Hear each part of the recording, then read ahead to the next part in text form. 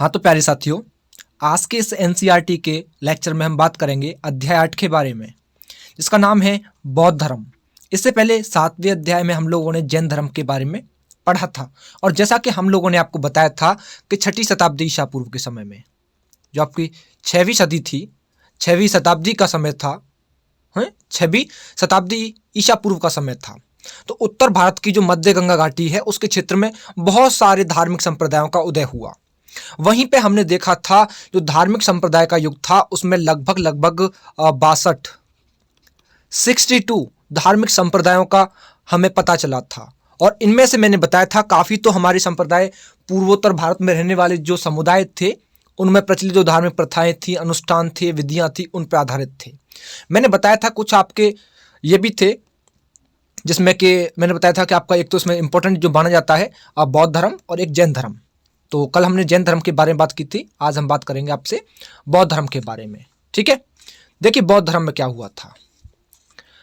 अगर बौद्ध धर्म में बात करें सबसे पहले गौतम बुद्ध के बारे में, क्योंकि बौद्ध धर्म की शुरुआत गौतम बुद्ध से ही होती है, तो गौतम बुद्ध के बारे में यहाँ बात की जाए। गौतम बुद्ध के बारे में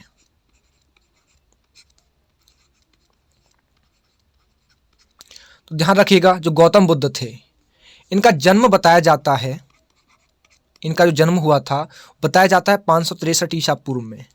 कब? 563 ईसा पूर्व में इनका जन्म बताया जाता है। इनके जन्म स्थान की बात करें, इनके जन्म के स्थान की बात करें, जो स्थान था जन्म जहाँ पर हुआ था इनका, ठीक है, गौतम बुद्ध का, वो कहाँ हुआ था? लुम्बिनी में। कहाँ हुआ था? लुम्बिनी में हुआ था। ध्यान रखिएगा इसको भी, ठीक है। अगर इनके बचपन के नाम की बात करें, इनका बचपन का नाम क्या था, तो ध्यान रखना इनके बचपन का नाम था सिद्धार्थ। इनके बचपन का नाम सिद्धार्थ था, ठीक है ना, क्योंकि ये गोत्रीय अभिधान जो कि गौतम वंश था उससे रिलेट किया करते थे ये। अगर इनके पिता के नाम की बात की जाए, पिता कौन थे, तो ध्यान रखना उनके पिता का नाम था शुद्धोधन। इनके पिता का नाम शुद्धोधन था। शुद्धोधन जो कि कपिलवस्तु के शाक्य गण के प्रधान हुआ करते थे। अगर माता के नाम की बात की जाए, माता कौन थी, तो ध्यान रखना माता का नाम था इनकी माया देवी। इनकी माता का नाम माया देवी था, ठीक है ना, माया देवी या महामाया, जो कि कोलीय गणराज्य की कन्या हुआ करती थी। अगर इनकी पत्नी की बात की जाए, इनकी पत्नी का नाम था यशोधरा। क्या नाम था? यशोधरा। इनकी मृत्यु की बात करें तो गौतम बुद्ध की जब मृत्यु हुई थी वो समय था 463 ईसा पूर्व का, 483 ईसा पूर्व, ठीक है ना, 483 ईसा पूर्व। कहाँ हुई थी? कुशीनगर में हुई थी, कुशीनगर में। तो ये था इनका एक शॉर्ट में इनका जीवन परिचय, ठीक है ना, ध्यान रखिएगा इसको भी, इंपॉर्टेंट है, ठीक है। अब गौतम बुद्ध के बारे में बात की जाए, देख गौतम बुद्ध या फिर सिद्धार्थ जो थे वो महावीर के समकालीन हुआ करते थे। किसके? महावीर के समकालीन, ठीक है। और गौतम बुद्ध का जन्म बताया कि 563 ईसा पूर्व में, या फिर यहां बताया जाता है कि 566 ईसा पूर्व में भी इनका जन्म हुआ था। कहाँ? कपिलवस्तु के पास जो लुम्बिनी गांव है उसके पास, कहां पर हुआ था? आम्रकुंज में। आम्रकुंज एक जगह है, एक गांव है आम्रकुंज, वहां इनका जन्म हुआ था, ठीक है। और कपिलवस्तु की पहचान जो बस्ती जिला है, वहां उस बस्ती जिले में पिपर हवा में, जो पिपरवाहा जो स्थान है वहां से इनकी पहचान की जाती कपिलवस्तु की। और ऐसा प्रतीत भी होता है कि जो गौतम थे, गौतम के पिता कपिलवस्तु के निर्वाचित राजा हुआ करते थे, या फिर गणतांत्रिक जो शाक्य थे उनके प्रधान हुआ करते थे। इनकी माता कौशल राजवंश की कन्या हुआ करती थी, कौशल वंश की या कोलीय वंश की कन्या हुआ करती थी, राजवंश की कन्या। इस प्रकार हम कह सकते हैं कि महावीर की तरह वो भी एक उच्च कुल वाले थे, और गणराज्य में उत्पन्न होने के कारण इनमें कुछ समतावादी भावना आई हुई थी। समतावादी भावना जो थी वो जागृत हो चुकी थी। इनकी मौसी का नाम था महाप्रजापति। इनकी मौसी का नाम था महाप्रजापति। ये मौसी थी इनकी, प्रजापति, जिन्होंने इनका पालन पोषण किया था। क्योंकि गौतम बुद्ध के जन्म के बाद देखा जाए तो इनकी माता का देहांत हो गया था, तो इनके बाद इनका जो पालन पोषण किया महाप्रजापति, इनकी जो गौतमी थी मौसी, उन्होंने इसका पालन पोषण किया। और ये भी ध्यान रखना, कालदेव, कालदेव और ब्राह्मण कौंडिन्य, और ब्राह्मण थे कौंडिन्य, ठीक है। कालदेव और कौंडिन्य ब्राह्मण दो थे। उन्होंने भविष्यवाणी की थी कि बालक जो है एक चक्रवर्ती राजा या फिर सन्यासी होगा आगे चल करके। क्या होगा? एक चक्रवर्ती राजा होगा या सन्यासी होगा। और जब इनकी 16 वर्ष की आयु थी, जब गौतम बुद्ध की 16 वर्ष की आयु थी, तब ध्यान रखना इनका विवाह किससे हो गया? यशोधरा के साथ में। इनका विवाह यशोधरा के साथ में हो गया। और इनके और भी नाम थे। यशोधरा के नामों की बात की जाए तो इनको गोपा, बिंबा और एक आपका भद्रकक्षा,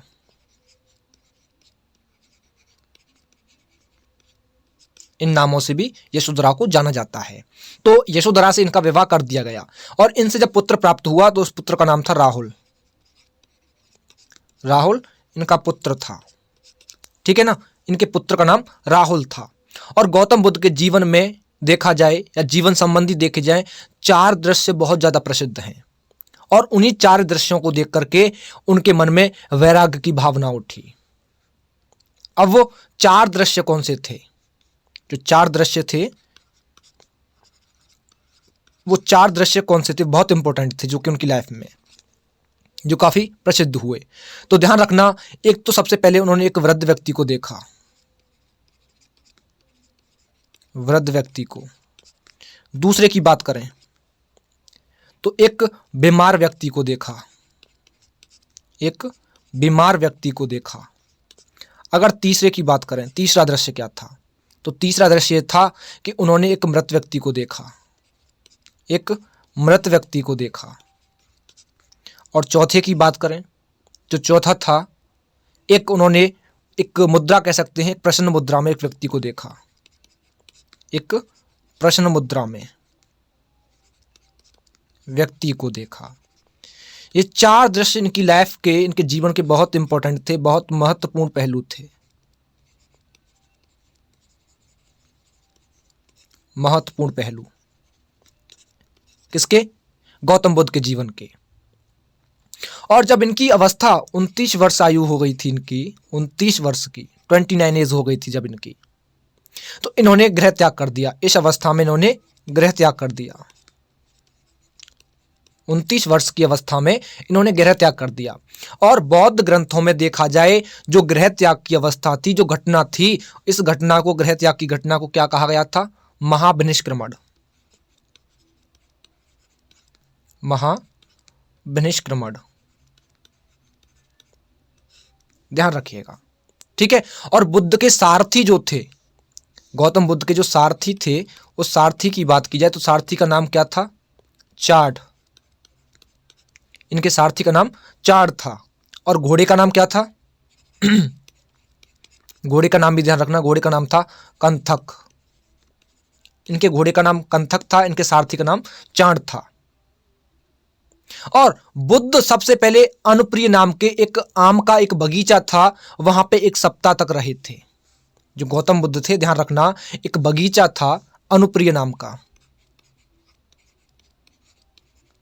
अनुप्रिय नाम का बगीचा था एक। उस बगीचे में ये 1 सप्ताह तक, 1 सप्ताह तक वहां पे रहे थे, वहीं ठहरे थे। और वैशाली के पास में जो बुद्ध की मुलाकात हुई, वो सबसे पहले किससे हुई थी? आलार कालाम से। सबसे पहले वैशाली के पास में बुद्ध की जब मुलाकात हुई थी, वो आलार कालाम के एक सन्यासी थे, उनसे हुई थी, जो कि सांख्य दर्शन के आचार्य हुआ करते थे। किसके? सांख्य दर्शन के आचार्य। ध्यान रखिएगा, जो आलार कलाम थे वो सांख्य दर्शन के आचार्य हुआ करते थे। और राजगृह के पास में इनकी मुलाकात हुई थी रुद्रक रामपुत्र से। किससे? रुद्रक रामपुत्र से। कहां पर हुई थी ये? रुद्रक रामपुत्र से सॉरी। तो ध्यान रखना ये राजगृह के पास,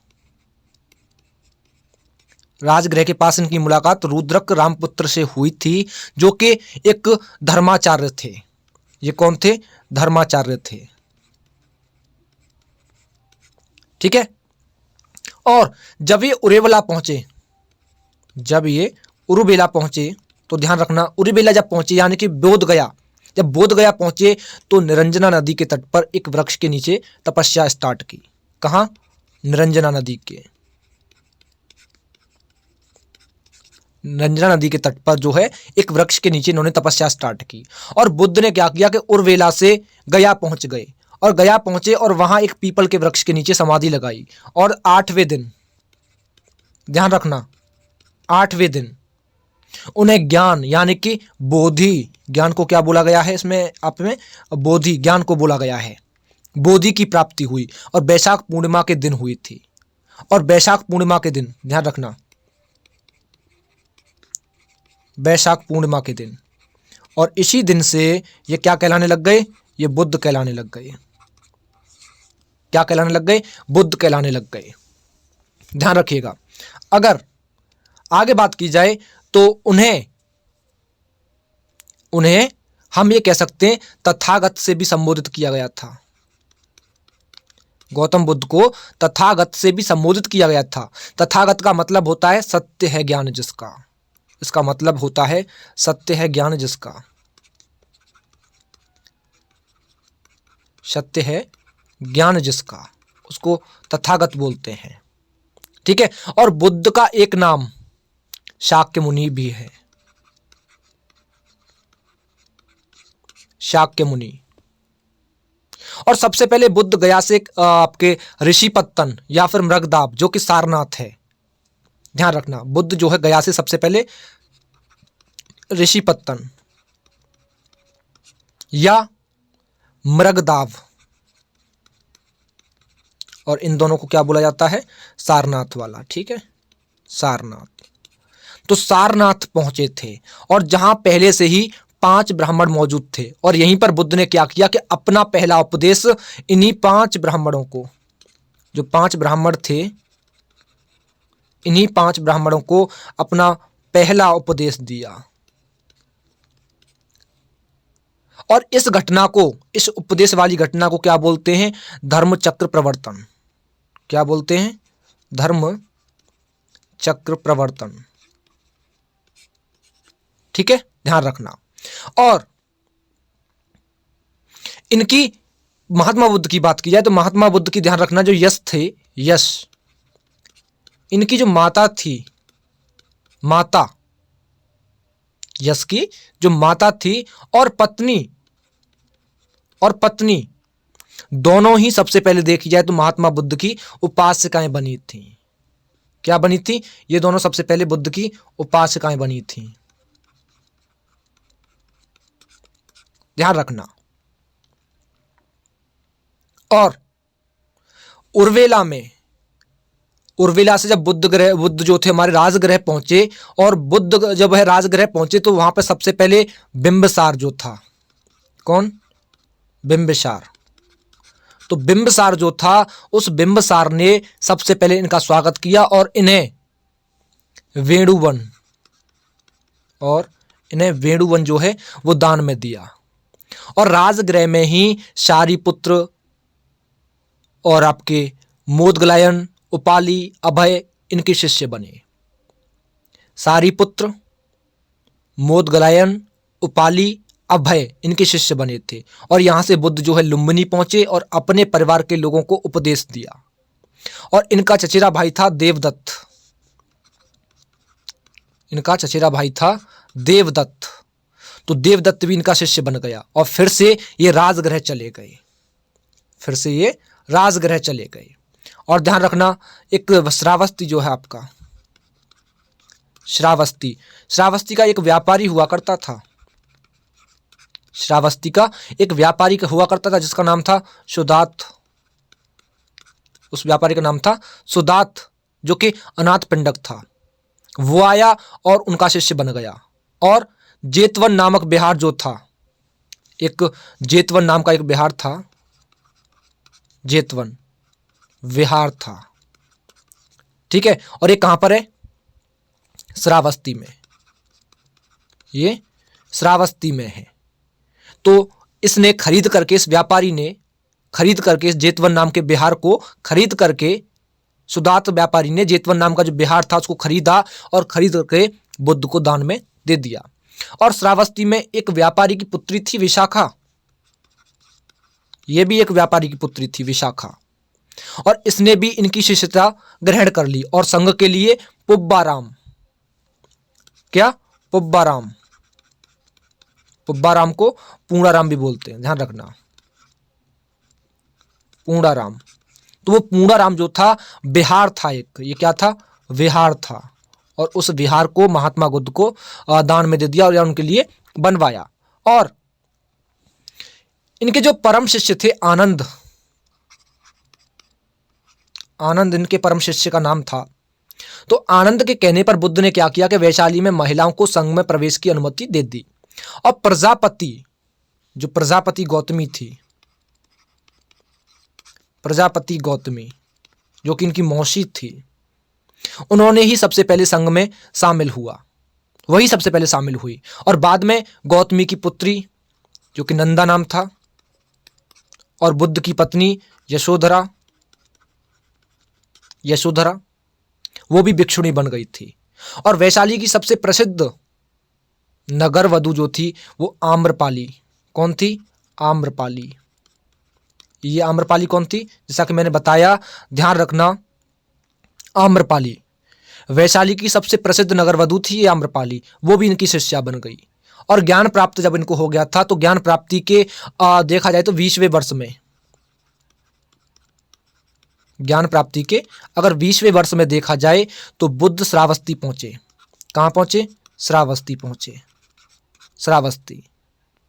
और वहां अंगुलीमाल, ध्यान रखना, एक डाकू हुआ करता था अंगुलीमाल नाम का, ये एक डाकू था अंगुलीमाल। तो इसने, गौतम बुद्ध ने जो है इस अंगुलीमाल को भी अपना शिष्य बनाया था। और जीवन का जब अंतिम वर्ष था तो इन्होंने अपने शिष्य चुंद को, इनका एक शिष्य भी था चुंद, लोहार, ये कौन था? लोहार कह सकते हैं या हम इसको सुनार कह सकते हैं, जो चुंद था। इसके यहां पहुंचे, कहां पर? पावापुरी में, पावापुरी पहुंचे। और यहां सूकर मादक भोज्य खाने से अतिसार रोग से ये पीड़ित हो गए थे। एक बीमारी होती है अतिसार, उससे बीमार हो गए थे, पीड़ित हो गए थे। और फिर वे पावा से जो है सीधे कुशीनगर चले गए और यहीं पर सुबुद्ध को अंतिम उपदेश दिया था। ध्यान रखना, जो अंतिम उपदेश था, अंतिम उपदेश इन्होंने किसको दिया था? सुबुद्ध को, सुबुद्ध को अपना अंतिम उपदेश दिया। और जब 80 वर्ष की इनकी उम्र हो गई, 80 वर्ष की जब अवस्था थी, तो कुशीनगर में ही इनकी मृत्यु हो गई थी। और जिसे बौद्ध ग्रंथों में क्या कहा जाता है इनकी मृत्यु को? महापरिनिर्वाण, महापरिनिर्वाण। ध्यान रखना, यह मृत्यु की घटना है, ठीक है। और बुद्ध की मृत्यु के बाद उनके शरीर जो है वो धातु के 8 भाग किए गए। बुद्ध की मृत्यु के बाद उनकी शरीर जो थी उस धातु के 8 भाग किए गए और प्रत्येक भाग पर स्तूप बनवाए गए थे। 8 भाग थे और 8 भागों पर स्तूप बनवाए गए थे, ठीक है ना। अगर आगे बात करें बौद्ध धर्म के सिद्धांत की, इस बौद्ध धर्म के सिद्धांत की बात करें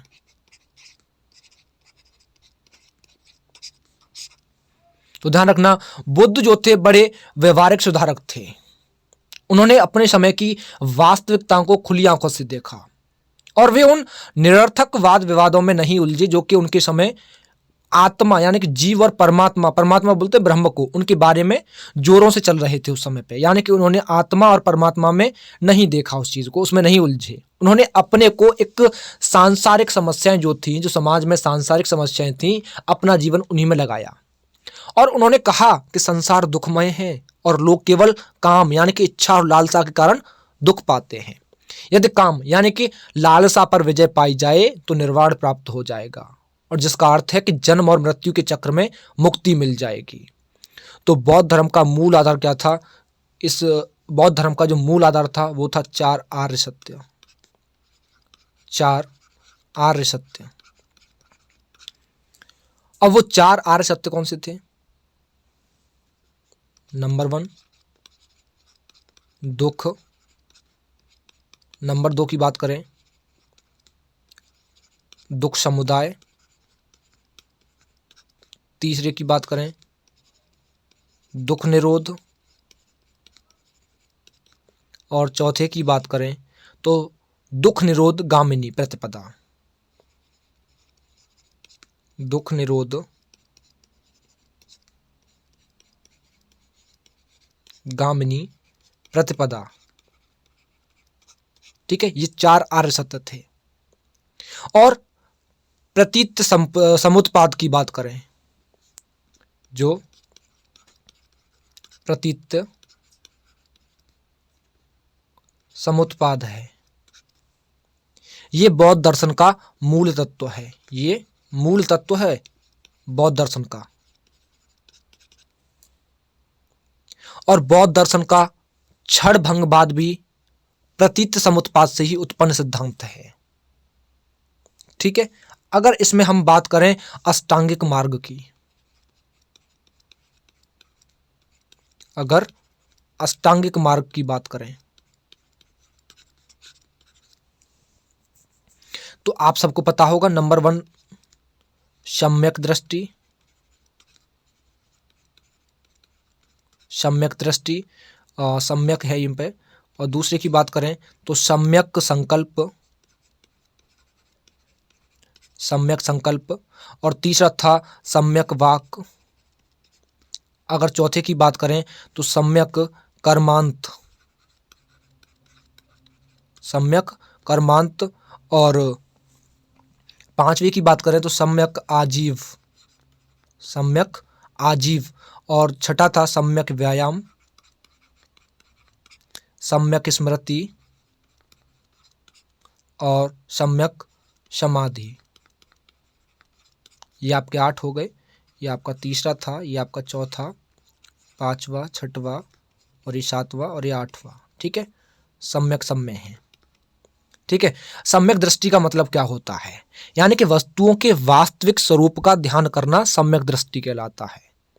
और सम्यक संकल्प यानी कि आसक्ति, द्वेष, हिंसा, इनसे मुक्त विचार रखना, वही सम्यक संकल्प है। सम्यक वाक यानी कि अप्रिय वचन जो होते हैं उनका परित्याग करना। सम्यक कर्मांत, दान, दया, सत्य, अहिंसा, ऐसे सत्कर्मों का अनुसरण करना, वही सम्यक कर्मांत है। सम्यक आजीव की बात करें तो सदाचार के नियमों के अनुकूल जीवन व्यतीत करना, वही हमारा सम्यक आजीव है। अगर सम्यक व्यायाम की बात करें तो एक विवेकपूर्ण प्रयत्न करना, बुद्धिमानी से काम करना, वही हमारा व्यायाम है। सम्यक स्मृति की बात करें तो सभी प्रकार की जो मिथ्या धारणाएं हैं, झूठी धारणाएं हैं, उनका परित्याग करके सच्ची धारणाओं में आना, सच्ची धारणा रखना, वही हमारा सम्यक स्मृति है। सम्यक समाधि की बात करें, जो हमारा मन है या जो चित्त है उसकी एकाग्रता, वही हमारा सम्यक समाधि है। ठीक है, अगर बात करें बौद्ध धर्म जो था मूलतः देखा जाए तो अनीश्वरवादी था। कैसा था? अनीश्वरवादी, अनीश्वरवादी था। और ये अनात्मवादी भी था, ये अनात्मवादी भी था, अनात्मवादी।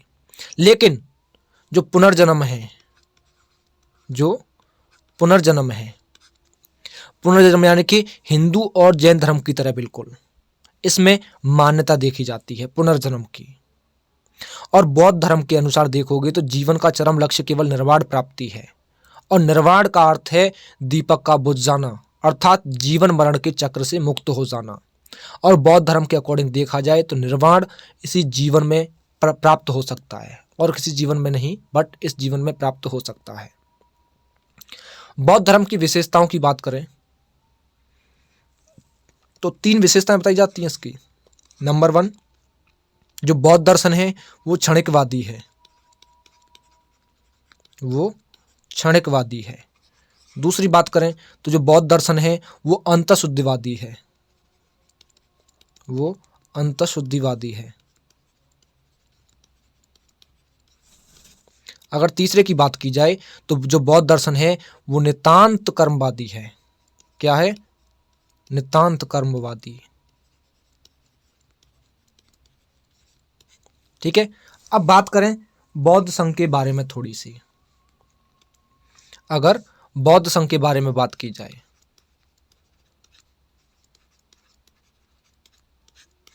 बौद्ध संघ के बारे में ध्यान रखना, जो बौद्ध संघ का संगठन हुआ था वो एक गणतंत्रात्मक प्रणाली पर आधारित था और संघ में प्रवेश पाने के लिए गृहस्थ जीवन का त्याग करना कम से कम 15 वर्ष की आयु का होना आवश्यक है। कम से कम 15 वर्ष की आयु और गृह त्याग, ये दोनों चीज इंपॉर्टेंट थी। माता पिता की आज्ञा के बिना कोई भी व्यक्ति इसमें प्रवेश नहीं ले सकता था। अस्वस्थ, शारीरिक विकलांग जो होते हैं, ऋणी, सैनिक, दास, इनका संघ में प्रवेश वर्जित था। किस किस का? अस्वस्थ व्यक्ति,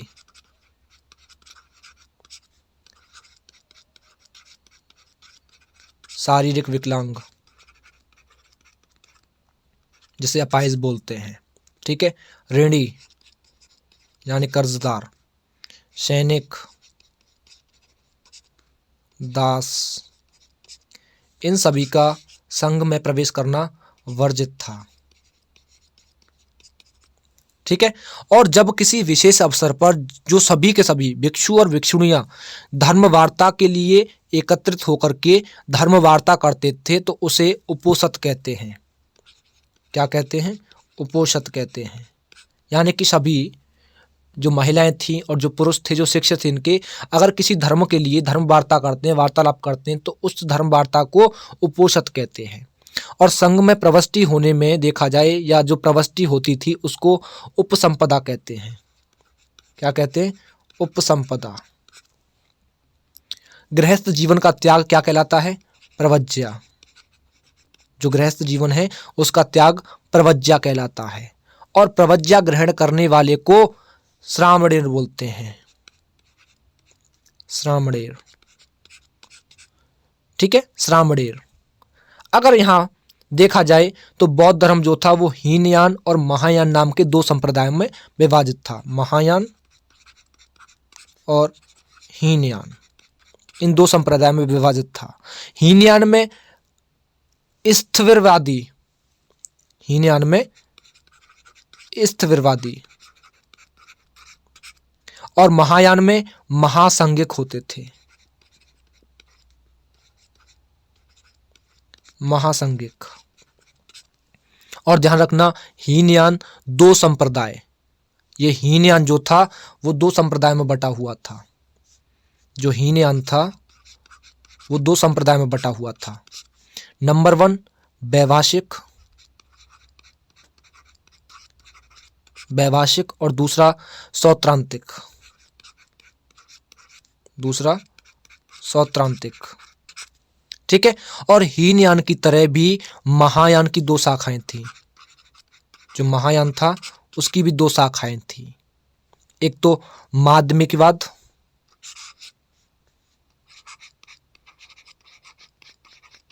माध्यमिकवाद, और दूसरा था विज्ञानवाद, विज्ञानवाद। इनमें ये डिवाइड था दो भागों में। और माध्यमिकवाद या जो शून्यवाद था ये मत के प्रवर्तक हुआ करते थे। इस मत के जो प्रवर्तक थे वो थे नागार्जुन। कौन थे? नागार्जुन। इसके प्रवर्तक कौन थे? नागार्जुन। ठीक है, नागार्जुन।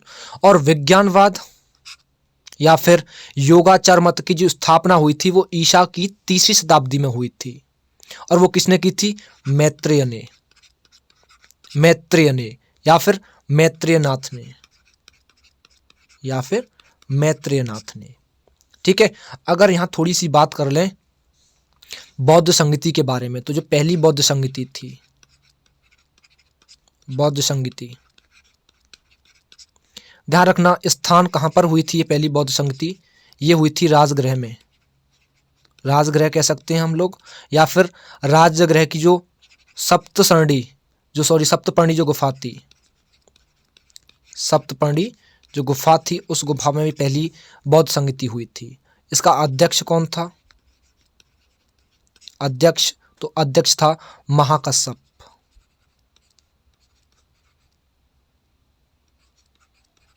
महाकश्यप।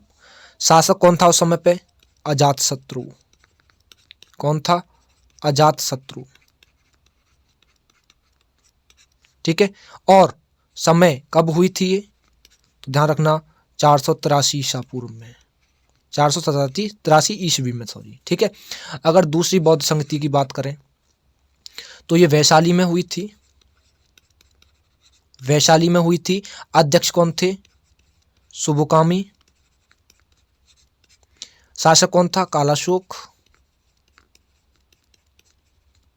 और समय क्या था इसका? 383 ईस्वी।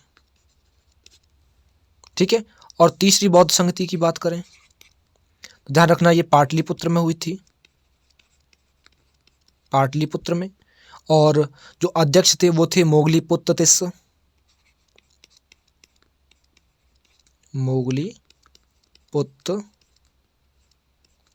तिस्स।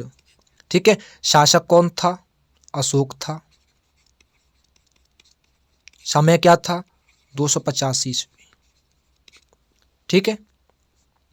चौथी बौद्ध संगति की बात करें तो कश्मीर का जो कुंडल वन है वहां हुई थी, कुंडल वन में। अध्यक्ष कौन थे? वसुमित्र। उपाध्यक्ष कौन थे? अश्वघोष। और शासक कौन था? कनिष्क था। तो समय ध्यान रखेंगे 72 ईस्वी। ठीक है। समय क्या था? 72 ईस्वी। ठीक है। आगे बात करें अगर बौद्ध साहित्य की, यहां बात करें बौद्ध साहित्य की,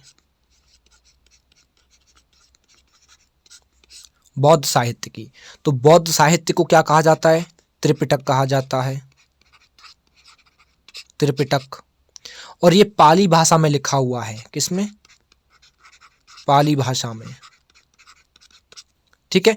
और ये त्रिपिटक जो है सुत्त पिटक, विनय पिटक और अभिधम्म पिटक के नाम से भी जाने जाते हैं, जो त्रिपिटक हैं। अगर सुत्त पिटक की बात की जाए, जो सुत्त पिटक है, सुत्त का अर्थ होता है धर्म उपदेश, और इस पिटक में बौद्ध धर्म के उपदेश जो हैं वही संग्रहित किए गए हैं। अगर विनय पिटक की बात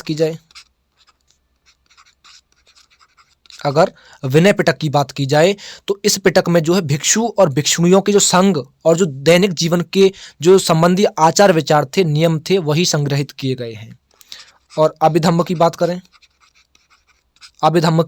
तो इस धम्म में, अभिधम्म पिटक में ध्यान रखना बौद्ध दार्शनिक सिद्धांतों का वर्णन किया गया है। तो ये हमारे बौद्ध साहित्य की चीजें थी। अगर बौद्ध धर्म के जो प्रमुख ग्रंथ थे उनकी बात करें, जो प्रमुख ग्रंथ थे बौद्ध धर्म के, उनकी बात करें तो देखो जातक कथाएं, सबसे पहले तो हमारी जातक कथाएं आती हैं।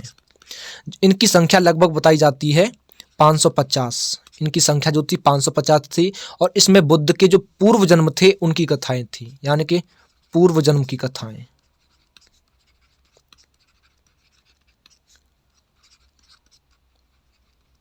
बुद्ध के पूर्व जन्म की कथाएं। अगर 8 कथाओं की बात करें, 8 कथाओं की बात करें,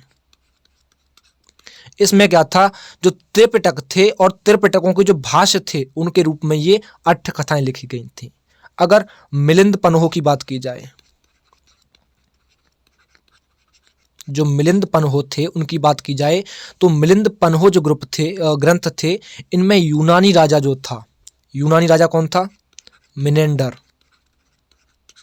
तो मिनेंडर और जो बौद्ध भिक्षु थे नागसेन, कौन थे? नागसेन। उनके बीच जो वार्तालाप हुआ था उसका वर्णन है। और इसके रचयिता कौन थे? इनके रचयिता वो नागसेन ही थे। और ये किस में लिखा गया है? पाली भाषा में लिखा गया है, पाली भाषा में।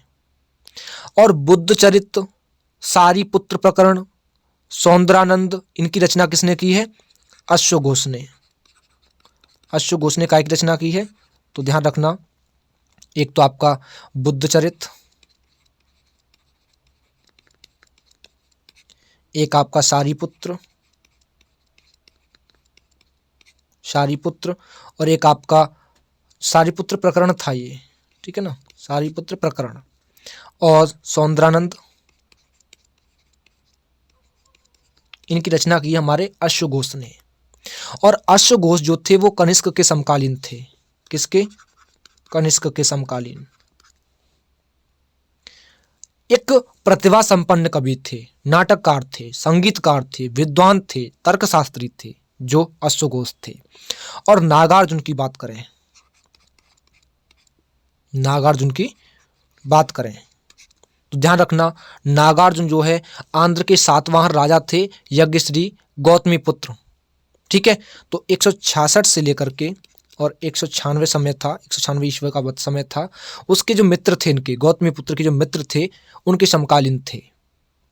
और इन्होंने बौद्ध दर्शन के जो माध्यमिक विचारधारा है उसका प्रतिपादन किया, और उसे क्या कहा जाता है? शून्यवाद कहा जाता है।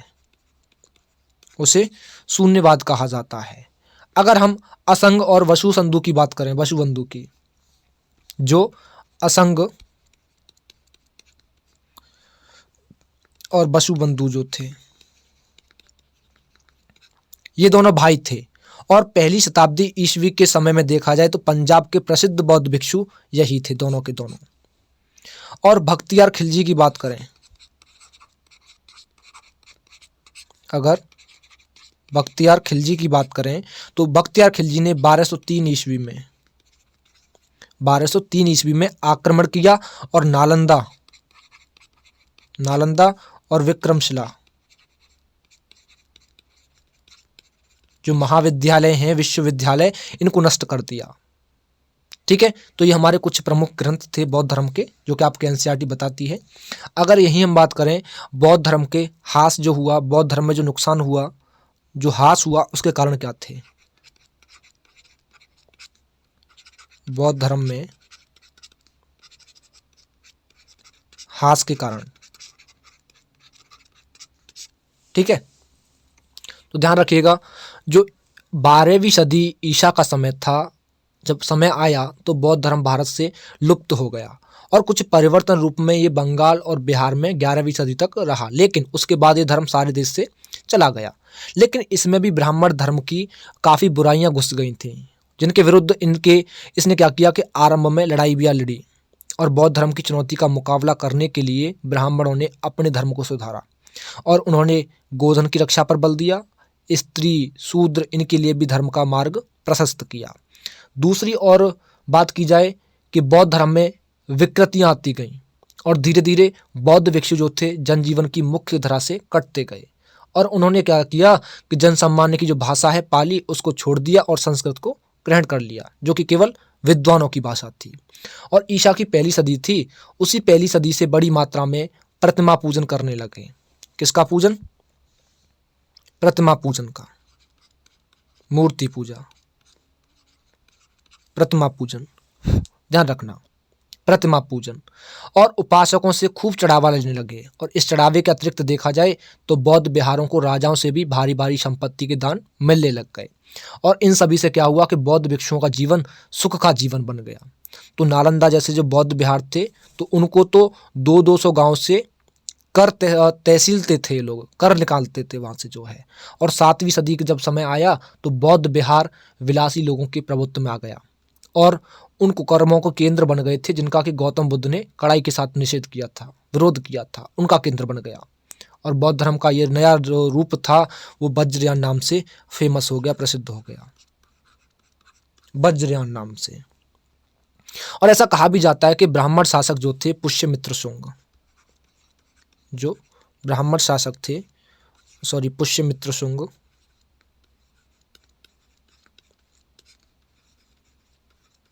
ध्यान रखिएगा, जो पुष्यमित्र शुंग थे उन्होंने बौद्ध को सताया था काफ़ी, और सताए जाने के काफ़ी उदाहरण जो हैं हमें 6वीं-7वीं ईसा की जो सदियां हैं वहाँ मिलते हैं देखने को। शैव संप्रदाय के हूण राजा थे, उन्होंने भी काफ़ी सताया। मेहर कुल जो है, मेहर कुल ने क्या किया, सैकड़ों बौद्धों को मौत के घाट भी उतारा था। किसने? मेहर कुल ने। काफ़ी बौद्ध लोगों को मौत के घाट उतारा। जो गौड़ देश है उसके जो शिव भक्त हैं, कौन, शशांक, शशांक, वो बोध गया में उस बोधि वृक्ष को काट डाले जिसके नीचे बुद्ध को ज्ञान प्राप्त हुआ था। हुआन सांग जो है आपका, हुआन सांग, हुआन सांग ने लिखा है कि 1600 स्तूप और विहार तोड़ डाले गए थे और हजारों भिक्षुओं और उपासकों को मार डाला गया था। जब मध्यकाल जब स्टार्ट हुआ तो दक्षिण भारत में शैव और वैष्णव धर्म दोनों संप्रदायों के लोगों ने जैन और बौद्धों का कड़े तरीके से विरोध किया और ऐसे संघर्षों से बौद्ध धर्म जो है बहुत कमजोर हुआ। और बिहारों में अपार संपत्ति थी, उसको देख करके क्या हुआ कि जो तुर्की लोग थे उन्होंने हमला किया, है ना, उनको लालच आया। तो ये बिहार उन लोभी जो हमलेवार लोग थे जो हमला किया उनके विशेष लक्ष्य हो गए। और तुर्कों ने क्या किया कि बिहार में अनेक बौद्ध भिक्षुओं का वध किया और कुछ भिक्षु जो थे वो जान बचा करके नेपाल और तिब्बत भाग गए थे। और मोटे तौर पर देखा जाए तो 12वीं सदी तक बौद्ध धर्म अपनी जन्मभूमि से करीब करीब गायब ही हो गया था। अगर इसके बौद्ध धर्म के प्रभाव की बात करें,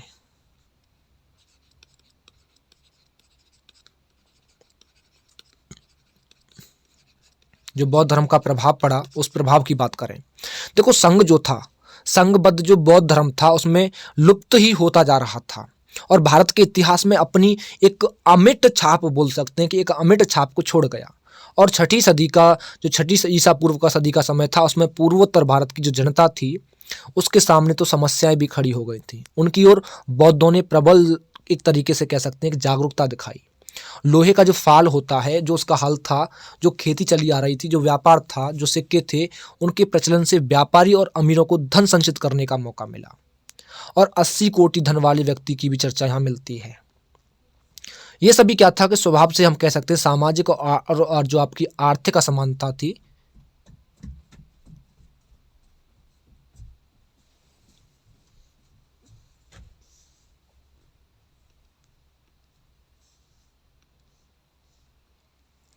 तो इन सब से हमें क्या पता चलता है, तो ध्यान रखना, इनका जो सामाजिक और आर्थिक असमानता थी भारी मात्रा में उत्पन्न हुई। और यही कारण था कि बौद्ध धर्म ने ये घोषणा कर दी थी कि धन संचय नहीं करना चाहिए। और इस बौद्ध धर्म के अनुसार देखोगे तो दरिद्रता, घृणा, क्रूरता, हिंसा भी हम लोग कह सकते हैं। जो धर्म में बताया गया कि दरिद्रता है, जो दरिद्रता, जो गरीबी, घृणा, क्रूरता और हिंसा की जननी है। और इन बुराइयों को दूर करने के लिए बुद्ध ने उपदेश दिए कि किसानों को बीज और अन्य सुविधाएं मिलनी चाहिए और श्रमिकों को मजदूरी मिलनी चाहिए। और जो भिक्षुओं का आचरण था उस आचरण के लिए जो नियम बनाए गए थे, जो नियम संहिता जो थी, जो छठी ईसा पूर्व और 5वीं सदी में देखी जाती है, जो छठी और 5वीं सदी का जो पूर्वोत्तर भारत था उसकी भौतिक स्थिति के प्रति हो रही थी ये प्रतिक्रियाएं, वो झलक दिखाती हैं थोड़ी सी। इसमें भिक्षुओं के भोजन, परिधान और यौन संबंध पर अंकुश लगाए गए थे। भिक्षु सोना और चांदी ग्रहण नहीं कर सकते थे, खरीद बिक्री नहीं कर सकते थे। और बौद्ध धर्म में देखोगे तो 5वीं सदी ईसा पूर्व में जो भौतिक जीवन में उत्पन्न जो बुराइयां थीं उनको दूर करने का प्रयत्न किया गया और साथ ही लोगों के सामाजिक और आर्थिक जीवन में परिवर्तनों को स्थायी बनाने की ओर कदम भी उठाया गया। लेकिन संघ में कर्जदार जो हुआ करते थे, कर्जदार, मैंने बताया था आप लोगों को, कर्जदार, सैनिक, ऋणी, ये सब जो थे, तो कर्जदार जो थे उनका प्रवेश वर्जित कर दिया। इससे ये क्लियर होता है कि महाजनों और धनवानों को लाभ हुआ, क्योंकि कर्जदार अब संघ में शामिल होकर के उनके शिकंजे से मुक्त नहीं हो सकते थे। और यही तरीका था कि संघ ने दासों के प्रवेश निषेध का नियम भी बनाया था, जो कि दासों के स्वामियों के लिए लाभकार हुआ। और बौद्ध धर्म ने स्त्रियों और शूद्रों के लिए अपने द्वार खोल दिए। इससे क्या हुआ कि समाज पर बहुत गहरा प्रभाव पड़ा। जो ब्राह्मण धर्म था उसने स्त्रियों और शूद्रों को एक ही दर्जे में रखा और उनके लिए यज्ञोपवीत संस्कार का विधान किया और न वेदाध्ययन का, इन दोनों में से किसी का भी विधान नहीं किया गया। और बौद्ध धर्म ग्रहण करने पर उन्हें इस अधिकारहीनता से मुक्ति मिल गई। ध्यान रखना कि बौद्ध धर्म ने अहिंसा और जीव मात्रा के प्रति दया की भावना जगा करके देश में पशुधन की वृद्धि की। और जो प्राचीनतम बौद्ध ग्रंथ है आपका शुत्तनिपात, उस सुतनी पात में देखोगे तो गाय को भोजन, जो गाय है उसको भोजन, गाय को भोजन, रूप, सुख ये देने वाली कहा। यानी कि आनंदा, वनंदा, सुखदा, इस शब्द को याद रखना। आनंदा, वनंदा और सुखदा, ये गाय को बोला गया था किसमें? सुत्तनी पात में, और इस कारण उसकी रक्षा करने का उपयोग दिया गया। और ब्राह्मण धर्म में गाय की पूजनीयता और अहिंसा पर जोर पड़ने का कारण था कि बौद्ध धर्म के उपदेशों का प्रभाव। और बौद्ध धर्म ने बौद्धिक और साहित्यिक जगत में भी चेतना जगाई, और इसने लोगों को ये सुझाया कि किसी वस्तु को यूं ही नहीं बल्कि भली भांति गुण दोष का विवेचन करके ग्रहण करना चाहिए। बहुत हद तक देखा जाए तो अंधविश्वास का स्थान तर्क ने ले लिया, और इससे लोगों में बुद्धिवाद पनपा। एक बुद्धिवाद कह सकते हैं हम, बुद्धिवाद ने जन्म ले लिया। और ईसा की प्रथम 3 सदियां जो थी उसमें पाली और संस्कृति को मिला करके बौद्धों ने एक नई भाषा चलाई, जिसे मिश्रित संस्कृति कहते हैं, यानी कि हाइब्रिड, मिश्रित संस्कृति कहते हैं। और बौद्धों की साहित्य गतिविधियां जो थी वो मध्य युग में चलती रही थी। पूर्वी भारत की कुछ ऐसी अपभ्रंश कृतियां थी जो कि बौद्धों की देन थी, और बौद्ध बिहार महान विद्या केंद्र हो गए जिन्हें आवासीय विश्वविद्यालय की संज्ञा दी जा सकती है। और इनमें बिहार में देखोगे तो नालंदा है, बिहार में नालंदा, विक्रमशिला, गुजरात में वल्लभी, ये उल्लेखनीय बताए जाते हैं, इंपॉर्टेंट बताए जाते हैं। और प्राचीन भारत की कला पर बौद्ध धर्म का काफ़ी प्रभाव पड़ा, क्योंकि भारत में जो पूजित पहली मानव प्रतिमाएं थी शायद बुद्ध की ही हैं। श्रद्धालु उपासक जो थे उन्होंने बुद्ध के जीवन की काफ़ी घटनाओं को पत्थरों से उकेरा है। और बिहार के गया में और मध्य प्रदेश के सांची में देखोगे, और जो भरतपुर के स्तूप हैं जो कि चित्रफल यानी कि पैनल मिले हैं वहाँ से, वे बौद्ध कला के उत्कृष्ट नमूने माने जाते हैं।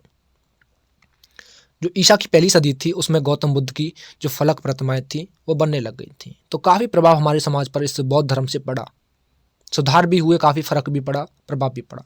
यहाँ मैंने अभी स्तूप की बात की थी, तो स्तूप होता क्या है? स्तूप क्या है? तो महात्मा बुद्ध के महापरिनिर्वाण के बाद उनकी जो अस्थियां थीं उनको 8 भागों में बांटा गया, मैंने जैसे बताया था 8 भागों में, और उन पर समाधियों का निर्माण किया गया। और जो समाधियां थी उन्हीं को क्या कहा जाता है? स्तूप कहा जाता है। स्तूप के अर्थ की बात करें तो स्तूप का अर्थ होता है किसी वस्तु का ढेर, वस्तु का ढेर। और इनका एक नाम क्या है? चैत्य भी इसको हम बोलते हैं, चैत्य।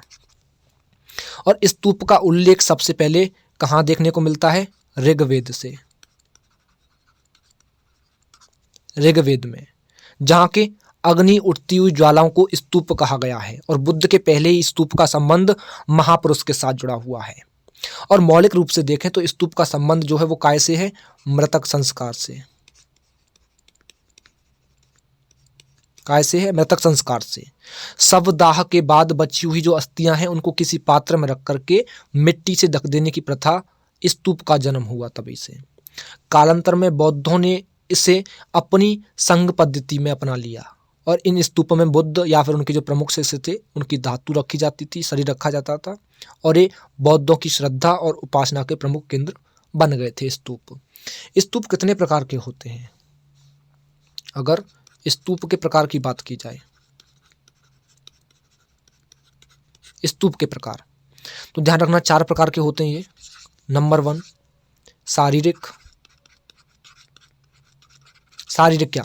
इसमें क्या था कि जो बुद्ध थे या उनके जो प्रमुख शिष्य थे उनकी अस्थियां या शरीर के जो अंग थे, दांत, नाक, केश, बाल जो होते हैं ये रखे जाते थे। अगर दूसरे की बात करें, दूसरा था पारिभौमिक।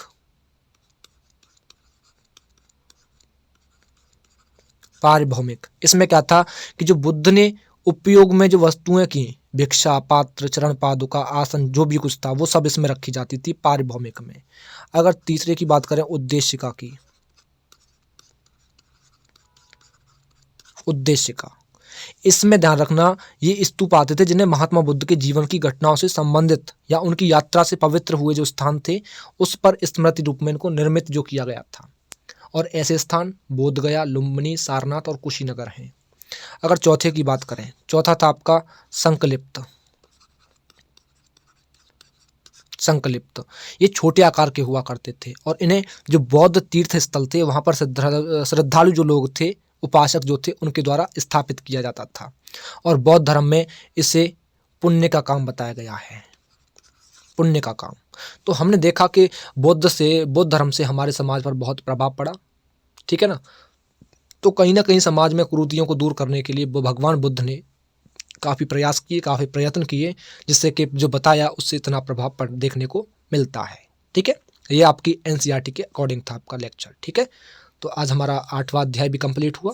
ठीक है, कल हम बात करेंगे आप लोगों से 9वें अध्याय के बारे में, जिसका नाम है द्वितीय नगरी क्रांति, या फिर एक हम बोल सकते हैं कि मगध का उत्कर्ष। मगध का उत्कर्ष, ठीक है, उसके बारे में हम लोग कल चर्चा करेंगे। ठीक है, तो आज के लिए इतना ही। धन्यवाद।